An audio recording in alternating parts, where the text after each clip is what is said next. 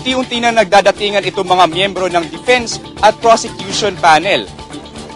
At ang mga early bird nga pa on the part of the on the defense rather is Attorney Karen Jimeno na unang dumating na agad namang sinundan ni Attorney Neil Tupas. Para naman sa Senator Judges, unang dumating itong si Senator Judge Ping Lacson na agad sinundan ni Senator Judge Bong Revilla. But after 10 days, ano na nga ba ang alam natin tungkol sa statements of assets, liabilities, and net worth nitong Chief Justice Corona? Una sigurong na-establish ng prosecution ay ang discrepancies umano nito sa SALN, na especially pagdating sa ari-arian nito. At halimbawa na lamang nito ay ang SALN niya noong 2010 kung saan sinasaad na nag-loan umano itong si Chief Justice Corona para mabayaran itong mga binili niyang mga ari-arian. But yet walang loan transactions ang naka-attest sa Mega World Corporation o maging sa Bonifacio Ridge property nito. Again, another point na kailangan bigyan ng clarifications ng defense. And another recurring monster na rin siguro for the past 10 days itong ongoing trial ay itong pagpipilit umano ng prosecution panel na pag-usapan itong ill-gotten wealth ni Corona, which by the way ay napag-usapan na nga na hindi kasama sa impeachment complaint. Ang better question siguro to ask today ay kung makatotohanan ba ang isinumiting SALN ni Corona. At yan muna ang pinakamainit na balita mula dito sa labas ng Senado. Maraming salamat, Ralph Rivas, nag-uulat live mula dyan sa harapan ng Senado. At Mark, dalawang witnesses nga na ipresenta kahapon nitong prosecution, isa mula sa SEC at isa naman mula sa Ayala Land. At meron pong hinanda kasamang Nikki Baluyot Jimenez na summary ng kaganapan ng trial kahapon. Panoorin natin ito. Sa ika-10 araw ng impeachment trial ni Chief Justice Renato Corona, kinwestiyon ng prosekusyon kung paano nakapagpautang ang isang kumpanya sa mga Corona gayong matagal na itong binawian ng lisensya. Naging mainitan din ang diskusyon patungkol sa pagbawi ng lisensya at pagpatay sa isang kumpanya. Binawi daw ang lisensya ng kumpanyang Basa Guidote Enterprises Incorporated noong May 2003. Ito'y ayon sa testigong si Attorney Benito Cataran ng Securities and Exchange Commission. Ang naturang kumpanya ang sinasabing kumpanya ng pamilya ng may bahay ni Chief Justice Corona na si Cristina. Mula daw 1991 hanggang 2003 ay hindi nag-file ng financial statement at general information sheet ang kumpanya. Ito mano ang kumpanyang nagpautang kay Corona para mabili nito ang ilang properties. Pero base sa records, hindi stockholder ang may bahay ni Corona sa kumpanya. Kinwestiyon naman ni Presiding Officer Enrile kung anong batas ang pinagbabasehan ng pagpatay sa isang kumpanya. Under PD 902-A, the SEC has the authority to suspend and revoke certificate of registration. Suspend the operation of the corporation. But you cannot kill that corporation. But we can revoke its registration. You can revoke its right to operate. But you cannot kill it. You cannot make it die. Only the stockholders can make it die, or the government, through the power of a co-warranto proceeding, can kill it. Dinirekta ni Enrile ang SEC na magsumiti ng legal memorandum ukol sa basehan ng otoridad nito na i-dissolve o ipawalang bisa ang isang kumpanya. Nais namang malaman ni Enrile kung maaari pang buhayin muli ang isang kumpanyang binawian na ng lisensya. Can it be revived? Yes, Your Honor. Hiniling naman ni Senator Loren Legarda na klaruhin ang koneksyon ng pag-cash advance si Corona sa kumpanya sa kanyang SALN. The only action that can be taken by Basa Guidote is just to liquidate and wind up. There can be no automatic dissolution of a corporation after its incorporation has been approved by the SEC. That the moment there is a certificate of revocation, the corporation cannot do any business anymore. That is not true, even in actuality. Tanong naman ng ilang senator judges, ano ang kahalagahan ng pagtanggal ng lisensya ng isang kumpanya? Ano po ang status ng korporasyon between May 26, 2003 and May 26, 2010? Ito po ba'y patay na? Kasi pwedeng i-resuscitate Deadline to file petition to lift revocation 2010. So, pwede pong ma-revive ito. Yes, Your Honor. So, active po yung corporation. Pwede maging active. Buhay pa po. Pwede nakaswero, pero buhay. But based on our opinion, when we revoke, it's already effective. Kasi otherwise, what's the use of revoking if it's alive, I was saying. There is nothing on the record which would show that they asked for a revival of this corporation. Yes, Your Honor. So insofar as the records are concerned, this corporation has ceased to operate because 3 years have lapsed since the time of revocation. Yes, Your Honor.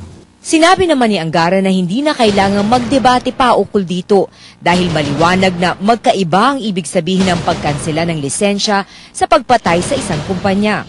Payo naman ni Senator Joker Arroyo, if you are not sure of your evidence, please do not present it. Nais din ng mga senador na ipaliwanag ng SEC na kapag dinesolve ang isang kumpanya, ano ang mangyayari sa mga empleyado nito, book of accounts, mga pag-aari nito at iba pa. Sa cross-examination, sinabi ni Cataran na kahit na tinanggalan na ng lisensya ang isang kumpanya, maaari pa rin itong mag-participate sa litigasyon pero hindi na daw ito maaaring magnegosyo. Inilabas ni Justice Cuevas ang photocopy ng tseke na nagkakahalaga ng mahigit 34,700,000 pesos na ibinayad daw ng kumpanya kay Cristina Corona. Wala daw alam si Cataran patungkol dito. You are totally bankrupt of any information relative to the expropriation of the property of this corporation for which it was paid 34 million something. Already asked and answered, Your Honor. The answer is read in the papers, Your Honor. We submit, Your Honor. The tendency of the question is to test the competency of this witness to testify on the matters involved in this case. Because in cross-examination, Your Honor, a witness... Witness may answer. Oh, thank you, Your Honor. No. Tumayo naman si Senador Dito Lapid para tanungin ang prosekusyon patungkol sa issue ng cash advance. Mr. President, nakalagay po sa SALN ni Justice Corona mga nag-cash advance siya ng 11 million. Ano po ang diferensya ng pagkakaiba ang cash advance, loan o utang? Si Chief Justice Corona, maging si Cristina Corona, pero nagka-cash advance po sila dito. Kanya yun po ang hindi namin maintindihan. Tumestigo din si Nerissa Joseph, Assistant Vice President ng Ayala Land, tungkol sa pagbili ng mga Corona ng condominium units sa The Columns sa siyudad ng Makati. Binili ang condominium noong January 2004 base sa mga dokumento sa halagang mahigit 3.5 million pesos. Wala daw silang record na aktual na tinanggap ni Mrs. Corona ang unit. Deemed accepted lang ito noong February 2008 base sa kontrata. Inamin din ng witness na di niya alam na merong depekto ang unit. Hiniling naman sa bawat panig na magsumiti ng memorandum sa Lunes para kumbinsihin ng korte sa issue na kung kailan dapat isinama sa SALN ang isang ari-arian, kapag tinanggap na ang deed of absolute sale o sa aktual na turnover ng unit. But as far as yung obligasyon mo do sa batas na i-declare yung statement, yung assets mo sa statement mo of assets and liabilities, kailangan oras na na-acquire mo yung property, i-declare mo na. Sa ika-11 araw ng paglilitis, ipagpapatuloy ng prosekusyon ang pagpresenta ng mga testigo at ebidensya para patotohanan ang kanilang reklamo sa Article 2 ng impeachment case. Mula dito sa Senado, Veronica Baluyot Jimenez. Maraming salamat. Yan po ang summary ng kaganapan kahapon. Cathy, a very comprehensive report of what transpired yesterday from Miss Veronica. At medyo naging technical lang itong pagdating dito sa SEC, no, tungkol dito sa mga regulasyon dun sa kumpanya. Dahil marami rin tayong natutunan tungkol dun sa pagkakaiba pala ng pagiging dissolved at pag-revoke ng registration ng isang corporation. Yung konteksto nito, kung how this fits into the case, maintindihan natin lalo na tutulungan tayong maintindihan yung mga kaganapan kahapon, especially the legal issues. Kasama si Attorney Joey Bernabe pa rin, ating resident legal consultant.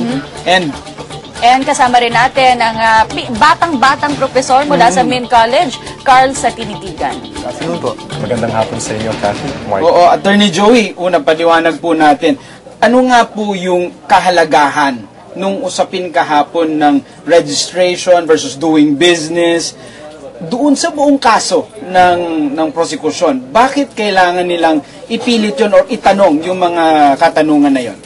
Kung matatandaan natin, Mark, ang gustong patunayan dito ng prosecution ay mayroong violation dito sa pag-fill up ng SALN ni Chief Justice Corona na hindi makatotohanan ang kanyang mga nilagay na assets and liabilities dito. Sinasabi na yung kanyang property sa La Vista, Quezon City na nabili noong 2003 ay napondohan ng isang loan na nakuha mula sa pamilya ni Mrs. Corona. Okay? Ngayon, nilalagay dito sa Statement of Assets and Liabilities ni Chief Justice na may inutang na 11 million noong 2003 mula sa Basa Guidote Corporation.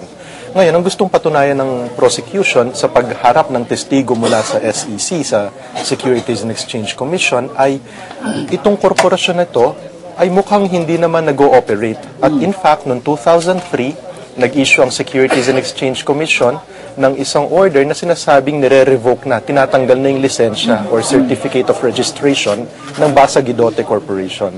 Ngayon, ang naging katanungan is, okay, na-revoke ang kanyang Certificate of Registration.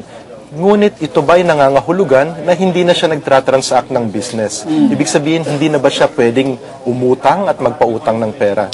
Sa diskusyon kahapon, parang lumabas na pwede pa naman palang magkaroon ng ganitong klaseng transaksyon itong korporasyon.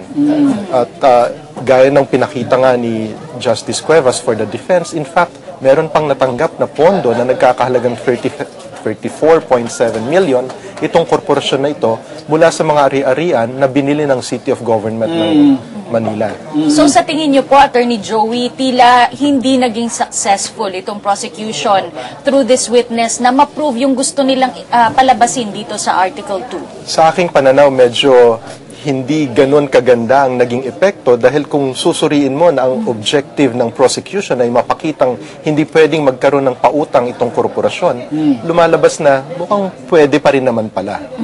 Kay Carl, Cathy, gusto kong itanong, dahil ang kwento dito, Carl, ay umutang si Chief Justice sa kumpanya na pagmamayari or part owner or kasama sa incorporators yung kanyang misis.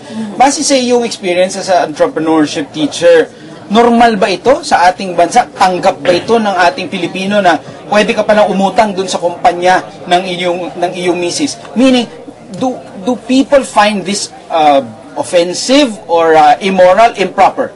Sa tingin ko po, merong nagaganap po na umuutang nga po through the corporation. Pero sa tingin ko rin po, mas nakakarami pong tao ang walang access to a corporation itself. So parang sa Pilipinas, parang yung may mga corporations lang, siguro mga nasa Metro Manila or mga cities. So magandang ipaliwanag talaga sa taong bayan kung ano ba itong corporation code, for example. Kasi mas maraming tao po na wala talagang access dun sa juridical entity na yun, etc. Which leads us to the question in line with that. Attorney Joey, dahil pangkaraniwang mamamayan, kung magnenegosyo ka or bibili ka ng lupa or kotse, uutang ka sa bangko or uutang ka sa individual. Dito, umutang sa isang korporasyon. Ang pagkakaintindi ng maraming sa ating kababayan, yung korporasyon, either magnegosyo ka, gano'n. Bakit pwedeng magpautang itong korporasyon na ito ng ganong klaseng halaga para sa purpose na pinanggamitan naman ni Chief Justice ng kanyang asawa? Oo, magandang tanong yan para maipaliwanag natin sa mga nanonood. Ano? Kasi ang corporation, kapag yan ay niregister mo sa Securities and Exchange Commission, sinasaad doon kung ano yung pangunahing objektiba ng korporasyon. Ano yung talagang layunin niya kung bakit siya papasok sa negosyo. Yun yung tinatawag na primary purpose. Pumapangalawa, doon sa form na fini-fill upan para ma-register ang iyong korporasyon sa Securities and Exchange Commission, sinasaad din doon ang maraming secondary purposes na pwedeng pasukin ng negosyo. At isa na dito, laging nandun naman sa secondary purpose sa form na ini-issue ng Securities Exchange Commission ay yung magpautang or umutang ng pera. Kasama doon? Kasama doon. So nandoon naman yun sa parang pangalawang mga karapatan ng isang korporasyon habang nagnenegosyo. Attorney Joey, kahapon na medyo nagkaroon din ng confusion dito sa primary and secondary purpose tsaka primary and secondary franchise. Ano po ba ang pagkakaiba nito? Oo, mukhang sa kanilang pagtatalo, nagkalituhan na kung anong tinutukoy, kung primary purpose, primary franchise. Ang paliwanag dyan ay ganito. Ang korporasyon, pag na-register mo sa Securities and Exchange Commission, tinatawag natin na nagkakaroon siya ng primary franchise. Okay? Ang primary franchise niya ay yung Certificate of Registration